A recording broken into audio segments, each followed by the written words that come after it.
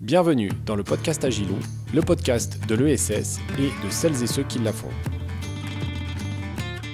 Bienvenue dans cet épisode spécial du podcast Agilou, en direct live des journées métropolitaines de l'économie sociale et solidaire, organisées par la métropole de Lyon et sous la houlette de Emeline Baum, vice-présidente en charge d'animer cette thématique. J'en profite tout de suite pour faire une petite dédicace, comme on disait à l'époque, à Lola et Alban, qui sont les grands organisateurs de cette journée et qui nous ont proposé de nous accueillir ici aux Subsistances avec Lyon Positif, qui est derrière les micros et derrière la caméra comme d'habitude. Le principe de cet épisode sera d'interroger plusieurs participantes et participants à cette journée, en version condensée du podcast Agilou, mais d'essayer aussi de les projeter sur la thématique de la journée, qui est l'ESS, le point de bascule. Donc, ça veut dire imaginer l'économie sociale et solidaire de 2030, 2040. Et donc, on va avoir la chance d'avoir plusieurs témoignages sur ce sujet, sachant que si l'ESS en est à se poser cette question-là, c'est qu'elle est à un carrefour de son activité. C'est un secteur économique qui a démontré sa pertinence, son efficacité, sa crédibilité, son caractère innovant, au point qu'à Lyon, sur la région lyonnaise, elle constitue 18% de l'emploi salarié. Et pour commencer, Greg pour les intimes, Grégory Gray Johnson, qui, entre autres activités, a créé il y a quelque temps une foncière pour l'ESS, qui s'appelle la foncière Limace, parce que là où la limace passe, elle laisse des traces, si j'ai le bon slogan. Bonjour Grégory. Salut Gilou pour les intimes. Exactement, merci. Alors Greg, pour commencer, est-ce que tu peux nous expliquer et nous présenter rapidement ce qu'est la foncière Limace? Limace, donc, c'est un collectif de 3 personnes avec Anne et Nathalie qui est une foncière, et notre objectif est à la fois simple et compliqué, c'est de financer des lieux hybrides pour ce qu'on appelle nous les structures de la transition environnementale et sociale, qui sont des structures qui ont généralement du mal à se loger parce qu'elles ne peuvent pas se payer les prix du marché. Donc notre but est nous d'acheter des immeubles qui permettent à ces structures de se loger à loyer abordable et de les mélanger. C'est là la difficulté, le petit défi, de les mixer avec des structures qu'on appelle de droit commun, dans des immeubles donc, qui sont avec des usages hybrides, et de financer tout ça avec les financeurs qui vont bien. Parfait, je pense que c'était très clair. Donc, je ne sais pas si tu as écouté les épisodes, tu fais partie des millions d'auditeurs du podcast Agilou, mais l'idée, c'est de pouvoir retracer un petit peu ce que tu fais aujourd'hui avec ton parcours de l'enfance, l'adolescence à aujourd'hui. On va faire une version condensée aujourd'hui pour permettre à plus de personnes possible de témoigner.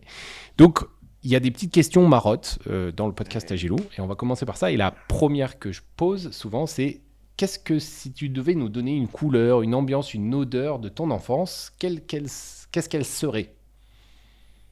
Donc, bonne question, j'ai pas préparé la réponse, il faut que j'y réfléchisse. C'est que de l'impro. Alors on y va à fond dans l'impro de mon enfance. Qu'est-ce que tu retiens en fait? Ouais, absolument. Ça serait le bleu. Le bleu, ouais, ok. Pourquoi le bleu? Le bleu, parce que j'ai pas vu la mer avant l'âge de 10 ans. Okay. Et c'est vrai que la première fois que tu vois la mer, c'est un vrai choc. Et donc, plutôt le bleu. Voilà. Ouais. Ton enfance à la recherche du bleu jusqu'à voir la mer à l'âge de 10 ans. À la recherche du bleu avant d'avoir la prise de conscience verte. Ok. On y reviendra. Voilà. Très bien joué. On y reviendra. Et du coup, tu as grandi où, si c'est pas indiscret? Donc moi j'ai grandi dans l'est de la France, en France. Comme ton nom le laisse penser, Gray Johnson. Donc je suis issu d'une famille citoyenne du monde, okay. Mais qui a atterri dans l'est de la France, et ensuite j'ai eu un parcours assez géographiquement dispersé en France, aux États-Unis, au Canada, et je suis rentré d'Amérique du Nord à l'âge de 30 ans, où j'ai atterri à Lyon, et je suis à Lyon depuis 20 ans, et j'ai maintenant 50 ans et 3 enfants, 3 filles et une femme. Eh ben, c'est très honnête de ta part, puisque je n'aurais pas osé te demander ton âge comme ça, mais merci. Et du coup, après l'enfance, il y a l'adolescence. Et souvent, je pose 2 questions. Déjà, c'est quel était l'élève Grégory, au collège, au lycée, bon élève, au fond de la classe, ennuyé, ennuyant, marrant. Souvent, il y a des castes. Ouais. Au collège, au lycée, il y a les hyper classes, les hyper fun. Ils sont beaux, ils sont intelligents, ils sont marrants et tout. Il y a le middle, le milieu. Et puis, il y a le bas. Alors, soit, bon, c'est la classification qu'on en fait à cet âge-là, hein, mais il y a le bas, c'est-à-dire plutôt soit Non, ceux mais qui je suivent t'arrête pas. là, je t'arrête là. Tu t'arrêtes là. Moi, je me vois vraiment bien, je me voyais bien dans le premier groupe. Bon, en fait, D'accord. non, j'étais un gros polar. Donc, en fait, Toi, tu t'y voyais, mais tu savais que tu y étais pas. Moi, dans mes rêves, j'y étais à fond, là. Et non, j'étais un enfant très sage et très impliqué dans mes études. Donc, Ok. donc j'ai fait des études de premier de la classe. Voilà. Jusqu'au bac.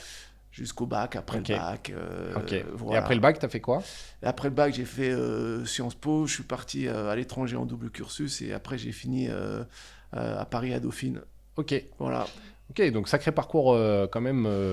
Un parcours, Au niveau du bagage, non, comme mais on un dit. parcours, il faut se garder à l'esprit que c'était il y a 30 ans. Qu'à 30 ans, on parlait du fameux parcours de carrière. Qu'il fallait Curriculum vitae romain. Il fallait se mettre sur le plan de carrière sur les rails. Et donc on essayait tous de se mettre sur les rails du plan de carrière, ce qui a complètement explosé pour nos enfants et ce que je trouve être une très bonne chose. Tout à fait.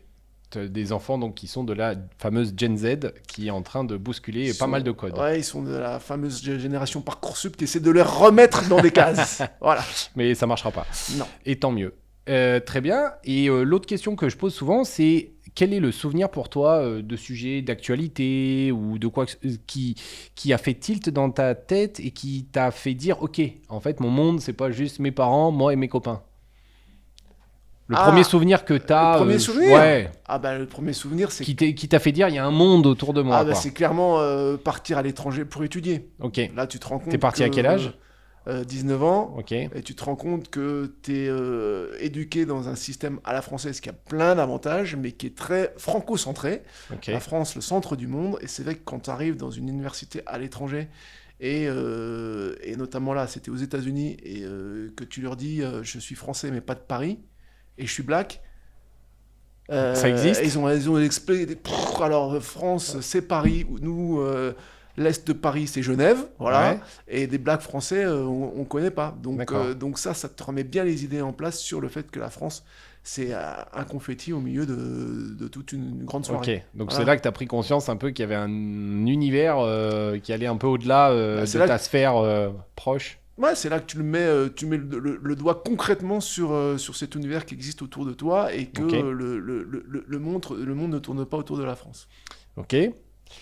Et l'étape suivante, donc il y a le parcours des études, les premiers boulots, etc. Et puis, ce qui est commun un peu à toutes les personnes qui passent derrière ce micro, c'est qu'à un moment donné, il y a un déclic dans ce que tout le monde appelle cette quête de sens Ouais. dans son travail.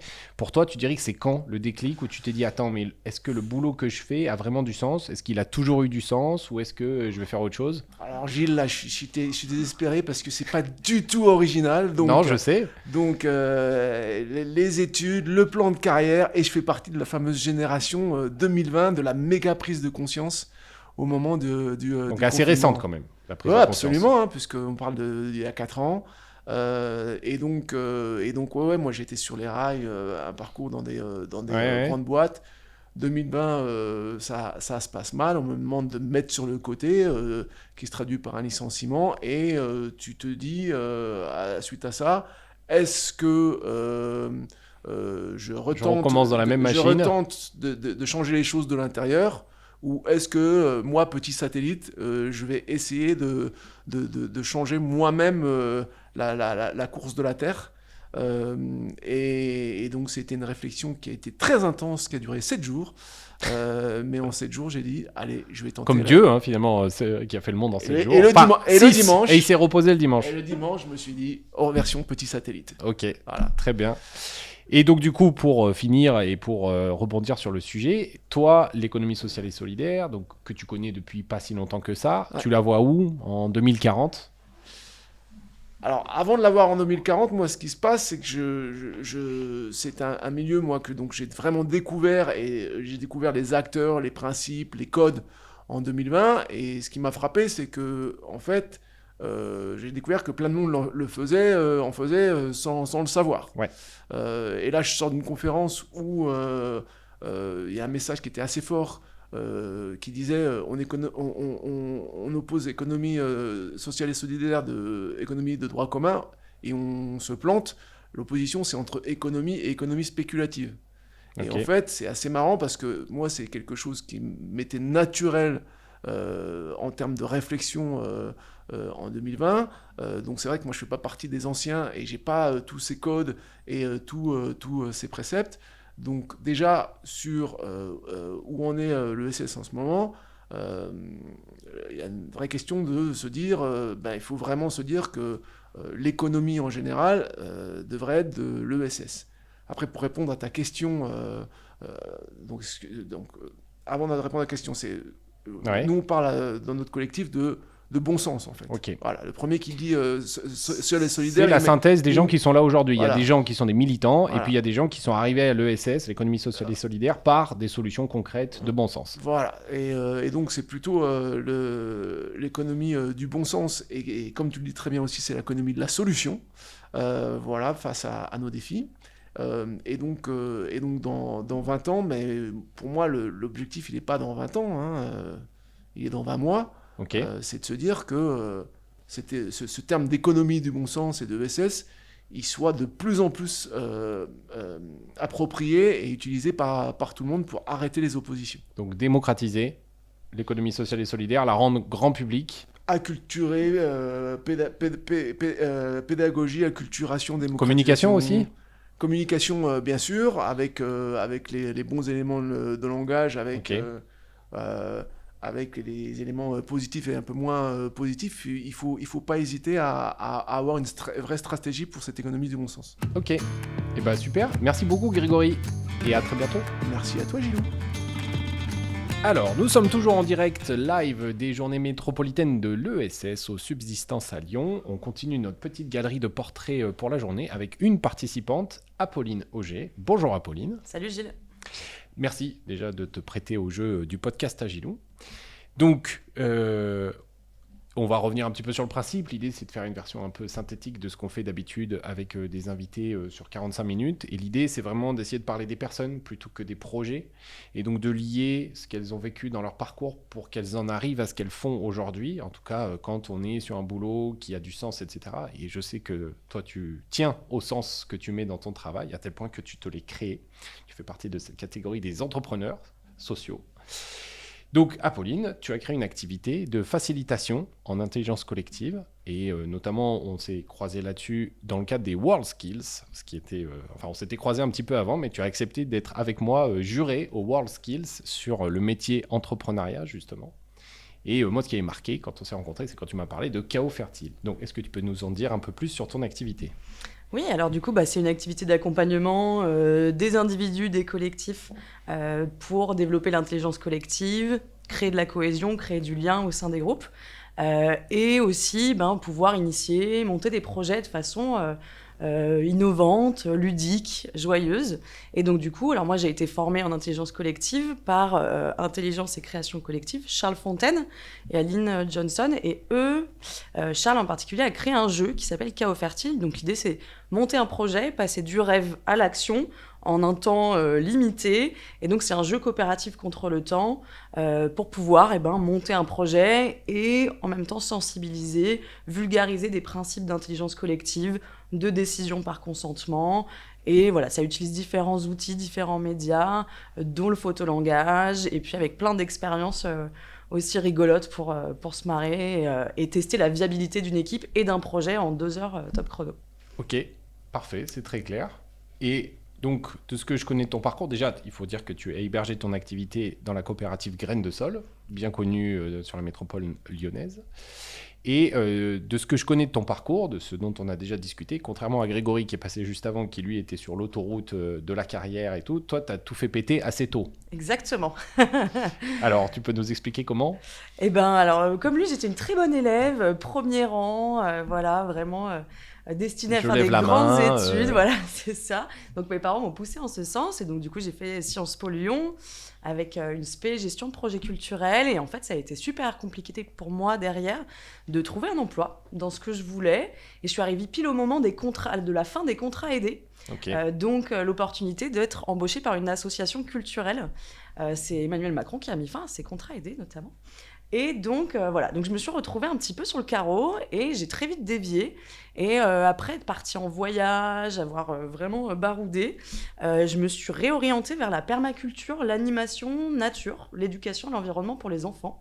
Et donc du coup, ça a été un shift assez... Ta première révélation sur la voilà. quête de sens. Ouais, c'est ça, exactement. J'avais envie de pas forcément être derrière un ordinateur, d'apprendre à faire des choses de mes mains. Donc voilà, c'est un peu classique aussi dans mon profil, dans ce genre de personne.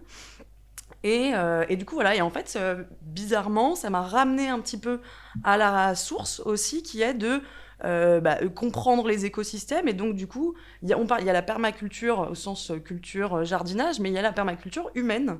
Et en fait, c'est cet attrait-là qui m'a poussée à aller vers la facilitation de l'intelligence collective pour essayer de comprendre en fait, comment est-ce que les relations humaines peuvent être aussi perçues comme un organisme vivant et comme un système à part entière. Et donc, du coup, c'est ce côté design aussi qui m'intéressait, de créer des processus d'intelligence collective sur mesure.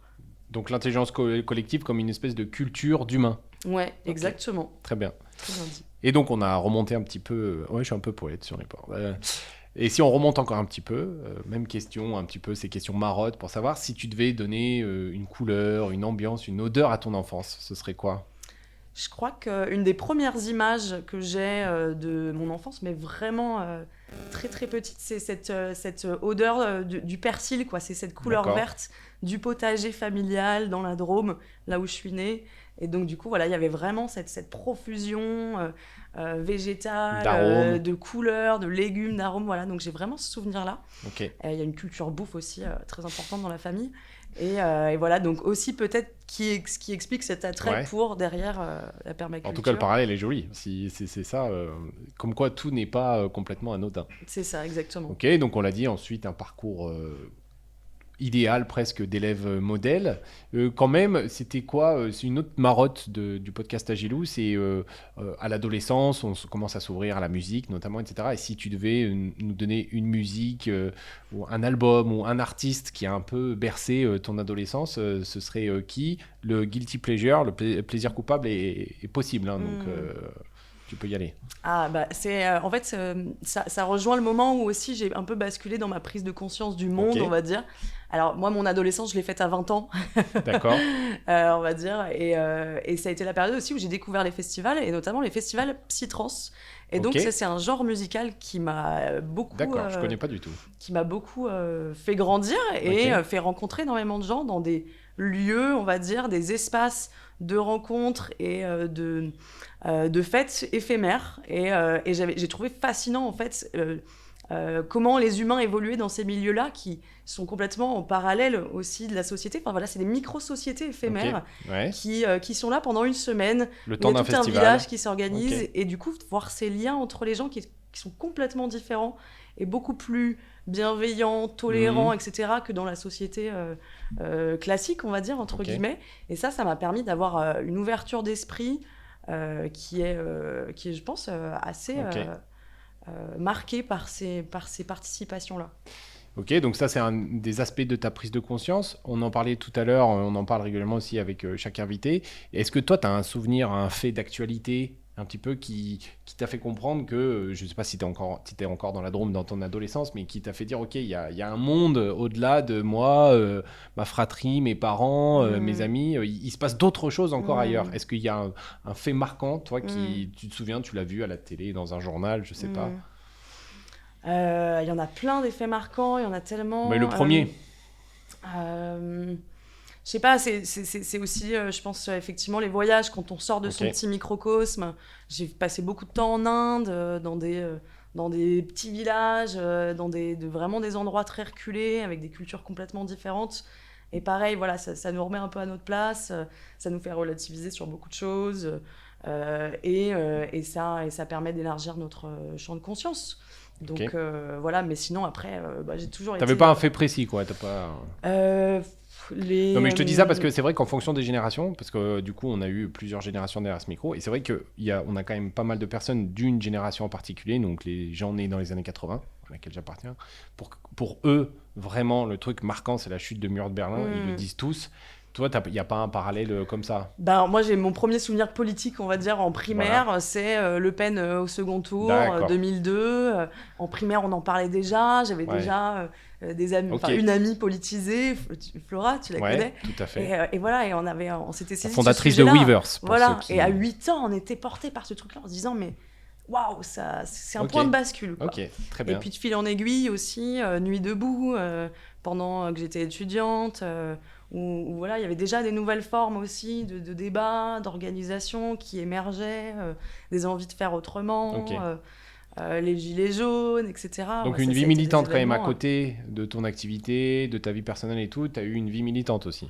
Plus ou moins, je pense que ça a été, en tout cas, dans l'écoute de l'actualité, dans la compréhension de l'actualité dans un premier temps, et le passage à l'action dans un second temps qui est venu un peu plus tardivement, mais avec toujours, ce prisme politique finalement, et qui est important d'amener dans l'ESS aujourd'hui. Tout à fait. Tout à fait, on le rappelle, l'ESS, c'est aujourd'hui une synthèse de gens qui sont arrivés par idéologie, par militantisme, qui sont plutôt les plus anciens aujourd'hui, même s'il reste des jeunes militants aussi.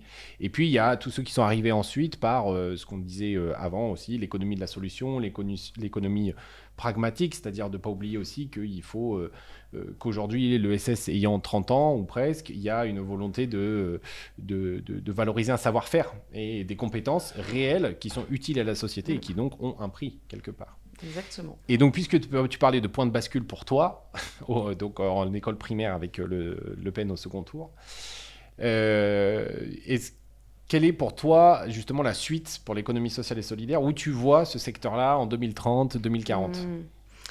J'aimerais le voir plus puissant, plus visible déjà. Je sais que là, Le Kiff et Ronalpia, ils ont accompagné cette année plus de 700 projets, mais j'ai envie de savoir de quel projet il s'agit. En fait, quand on fouille sur leur site internet, on voit tous ces projets qui naissent et qui émergent. Moi, j'aimerais qu'ils soient beaucoup plus valorisés, visibles. Parce qu'aujourd'hui, il y a 1000 solutions qui sont mises en avant, qui sont proposées par des super entrepreneurs. Et en fait, même moi qui suis dans l'ESS plus ou moins, en fait, je ne les vois pas. Tu n'as pas la connaissance de tout. Ouais, et en fait, je pense qu'il y a énormément de choses qui aujourd'hui existent, mais qui ne sont pas suffisamment visibles pour le grand public.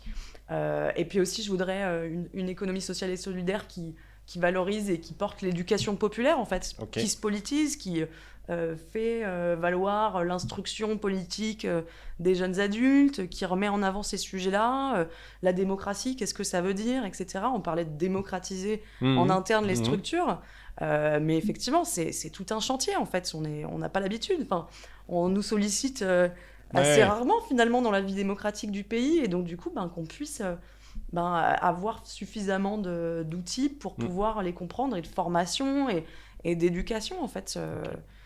Tout un travail de... Et que ça arrive par l'économie, c'est intéressant, parce que du coup, ça crée un autre mouvement que le politique, l'associatif, le militantisme, etc. C'est ça, que ça vienne de toutes les sphères de la société. Et parfait. Merci beaucoup, Apolline. Il n'y a rien, merci à toi.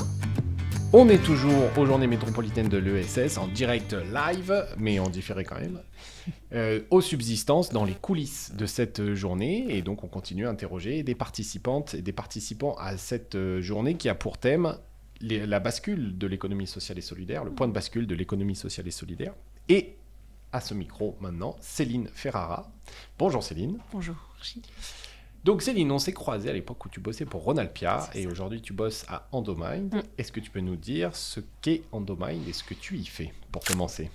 Alors, Endomind, c'est une association de patientes qui est née il y a 10 ans du constat de 2 jeunes femmes atteintes d'endométriose, qu'il y avait une vraie lacune de connaissance et de visibilité de cette maladie, qui est, je le rappelle parce qu'on commence à en entendre parler, mais c'est pas clair pour tout le monde, une maladie féminine qui concerne entre 1 et 2 femmes sur 10 et qui occasionne un nombre de symptômes assez importants, mais notamment 2 que l'on connaît principalement, à savoir des douleurs de règles anormales, donc très conséquente et anormale, très handicapante, et deuxième, de l'infertilité, même si ça n'est pas une vérité, c'est-à-dire que c'est pas parce qu'on a de l'endométriose qu'on est forcément infertile, mais en tout cas, ce sont les 2 symptômes qu'on connaît le plus. C'est une maladie qui est très peu connue, dont on entendait très très peu parler il y a encore 10 ans. C'est déjà plus le cas maintenant, grâce notamment aux associations de patientes, puisque c'est en France les acteurs qui ont fait émerger le sujet, mais dont on connaît assez peu de choses, puisque c'est encore une maladie dont on ne sait pas comment elle survient. Pourquoi est-ce qu'une à 2 femmes sur 10, soit entre 2 et 4 millions de personnes, sont atteintes, et surtout pas comment la soigner, puisqu'aujourd'hui on a des stratégies thérapeutiques, mais on n'a pas de remède curatif sur l'endométriose. Quand on part du début et jusqu'à la fin, il y a encore tout plein de choses au milieu, en passant par la formation des professionnels de santé, la connaissance de la maladie, des maladies, puisqu'on dit qu'il n'y a pas une endométriose, mais plusieurs endométrioses, plusieurs formes d'endométriose. Oui, parce que rappelons que ça ne touche pas forcément que les organes génitaux. Exactement. Ça peut se mettre partout dans le corps. C'est ça. C'est une maladie qui souvent est circoncise à la sphère gynécologique, mais qui peut effectivement être assez invasive et toucher le système digestif, le système urinaire et pas mal d'autres endroits, et surtout qu'il y a des répercussions sur énormément de sphères de la vie, notamment évidemment familiale, de couple, mais aussi des études, de la vie professionnelle, et qui a des retentissements sur tellement de champs que ça occasionne des pertes de chance pour les personnes qui sont atteintes et des trajectoires de vie qui n'auraient pas été celles-ci si la maladie avait été prise en charge correctement. Voilà. Donc on peut le dire ici, si on sort du cliché de elle a mal parce qu'elle va avoir ses règles ou qu'elle a ses règles, exactement, c'est aussi peut-être qu'en fait elle a une vraie maladie, exactement, cette personne. Donc ne pas oublier de ne pas se moquer, absolument, de prendre ça au sérieux, absolument, et voire même de le traiter, puisque rappelons aussi que la durée moyenne pour diagnostiquer la maladie aujourd'hui c'est 7 ans, c'est ça ? C'est entre 7 à 10 ans même. Voilà. Une patiente lambda en moyenne met entre 7 à 10 ans pour qu'on pose le mot endométriose sur des symptômes auxquels elle fait référence auprès du corps médical depuis pas mal d'années. Effectivement, ce qui est un gros problème et qui occasionne aussi pas mal de difficultés, notamment médicales, puisque pendant 10 ans, on comprend bien que la maladie fait son chemin, et aussi psychologique, puisque quand on entend pendant 10 ans « non, c'est dans votre tête, madame », il n'y a pas de problème. Il faut endurer et encaisser les remarques qui vont avec. Voilà, exactement. Okay. Très bien, merci. Donc, le principe de ce podcast, c'est de pouvoir retracer ce que tu fais aujourd'hui avec ton parcours. Bon, là, comme on le disait juste avant, on va certainement y arriver très très vite au croisement des choses, puisque tu as dû capter les premiers signes de tout ça dès l'adolescence, évidemment. Mais pour commencer, on a des petites marottes, des petites questions marottes dans le podcast Agilou. L'idée, c'est aussi de prendre un peu de recul, de rigoler sans se moquer, mais en tout cas de prendre du recul par l'humour parfois, ou par le fait de traiter un peu moins sérieusement les choses. Et l'autre grand sujet du podcast Agilou, c'est de traiter des personnes normales. Parce qu'en fait, on parle toujours dans les médias des personnes extraordinaires, dans les deux opposés, hein, positivement et négativement. On parle rarement des personnes lambda, normales. Donc, l'idée, c'est aussi qu'on puisse parler d'un parcours normal pour que ça fasse écho, justement, au plus grand nombre de personnes possible, puisque rappelons que certainement 95% de la population est juste normale. Et voilà. Donc, la première question qu'on pose souvent, dans ce podcast, c'est... Si tu devais donner une couleur, une ambiance, un son, une saveur à ton enfance, ce serait quoi ? Je vais être très cliché parce que c'est la couleur qui est associée à l'endométriose, mais le jaune. Okay. Parce que c'est lumineux. Okay. Parce que ça peut être doux. Parce que ça peut être... Et ça te rappelle des choses de ton enfance ? Ouais. Parce que ça peut être pétillant et que voilà, c'est tous ces mots qui font écho à mon enfance. Ok, très bien. Voilà. Donc après l'enfance, il y a l'adolescence, une période plus ou moins facile, en fonction des personnes, plutôt moins que plus d'ailleurs, mais c'est pas grave, c'est normal, c'est la quête d'identité aussi, avant d'arriver à la quête de sens plus tard. Et les deux questions qu'on essaie de se poser dans le podcast Agilou autour de l'adolescence, c'est d'abord, c'est aussi l'âge où on s'ouvre à la musique, au cinéma, etc. Et du coup, moi j'aime bien demander aux gens, c'est quoi la musique, l'artiste, l'album, puisqu'il y avait encore des albums, des CD, il n'y a pas si longtemps que ça. Enfin, en tout cas, moi, qui suis un peu vieux. Et c'est quoi, toi, la musique de ton adolescence ? La bande-son de ton adolescence. La bande-son et on a le droit au plaisir coupable. Hein. Tu peux me dire les Spice Girls, il n'y a pas de problème. Je pense que j'ai eu une période Spice Girl, Forcément. Boys Band et compagnie. Après, je me suis tournée vers d'autres choses un Y peu a moins pas de problème. coupables. Voilà. Ma grosse référence, c'est Mano Solo. D'accord. Peut-être pas au début de sa carrière de chanteur, parce qu'il y a eu plusieurs vies, mais du coup, celle de chanteur, c'était pas tout au début, mais en fait, c'est quelqu'un qui m'a beaucoup marqué par son engagement. Ok. Et ça fait beaucoup écho à tout ce qu'on va se dire, ce qu'on se dit au gré de nos échanges, mais en fait, c'est quelqu'un qui partait du principe que tout le monde pouvait être acteur du changement Ok. et qui revenait à tout le monde de se prendre en main pour pouvoir faire changer les choses. Lui le faisait à travers la peinture, à travers la musique, à travers ses mots. Et Il arrivait à faire passer ce message. voilà. Je connais très mal, donc... c'est quelqu'un qui avait une écriture très engagée Ok. et surtout la volonté de se dire qu'il tentait, il essayait en fait, et qu'il voyait ce qui se passait. Et ça a été assez pour moi, intéressant de voir ce mode de fonctionnement parce que, effectivement, je me suis vite rendu compte que si on n'essayait pas, on avait absolument zéro chance d'arriver à ce qu'on voulait. Et que pour autant, même si on essayait mais qu'on se plantait, ça n'empêchait pas qu'on puisse recommencer et atteindre ses buts perso ou plus sociétaux, quoi. Voilà. Et donc là, tu me parles de souvenirs qui sont tout de suite très engagés, la couleur tout à l'heure, la musique absolument. et tout. Est-ce que ça, tu avais conscience à l'instant où tu le vivais que c'était... qu'il te fallait des choses engageantes ou est-ce que tu l'as relu plus tard en fait? Non, je l'ai relu plus tard. D'accord. Je l'ai relu plus tard en me rendant compte qu'effectivement, ce qui me nourrissait, c'était des références comme celle-ci, assez engagées, des gens inspirants, des parcours de vie qui me laissaient penser qu'on pouvait être acteur d'eux, au sens très large du terme. Je ne vais pas jusqu'au bout de la phrase, mais volontairement. Mais voilà. Ouais. Et que, en fait, ça faisait sens de manière globale, quoi. Ok. Ensuite, une scolarité, c'est pareil, la scolarité au collège et au lycée, il y a vraiment les premiers de la classe, les beaux gosses, les marrants. Et toi, t'étais dans quel groupe?